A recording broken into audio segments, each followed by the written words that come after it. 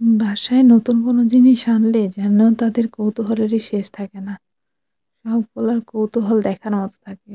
এক দৃষ্টিতে সেটার দিকে তাকায় থাকে।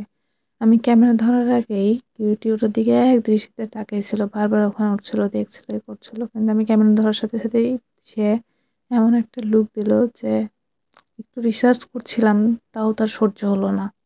এই পদবেটিটা তাও ক্যামেরা হাতে নিয়ে চলে আসলো। একটু শান্তি করে রিসার্চও করতে দেয় না। একটু দেখছিলাম যে কি আনলো, এটা কার জন্য আনলো, কি জিনিস, কি করতে হয় না করতে হয়। কিন্তু এই পদবেটি সেটা সহ্য হলো না।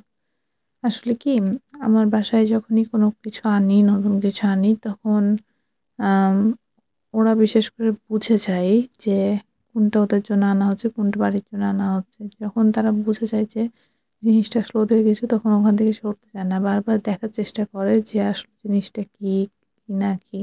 সেটা হোক ক্যাট ফুড বা লিটার বা ওদের কোনো কিছু একটা। এইটা বিশেষ করে আমার অ্যালেক্স আর মুসি একটু বেশি করে। মুসি যেহেতু এখন একটু অসুস্থ, সেজন্য মুসি এই কাজটা করতে পারছে না। কিন্তু আজকে ব্যতিক্রম হয়েছে। আজকে কিউটি খুব আগ্রহ দেখিয়ে এখানে বসে আছে।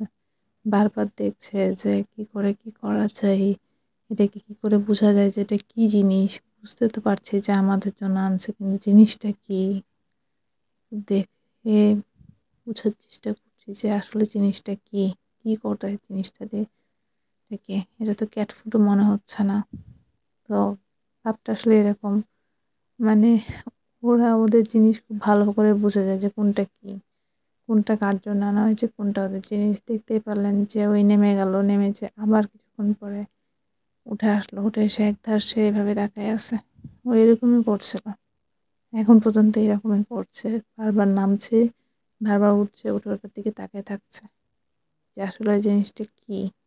বুঝতে তো পারছে যে তাদের জন্যই আনা হয়েছে, কিন্তু জিনিসটা কি, জিনিসটার কাজ কি।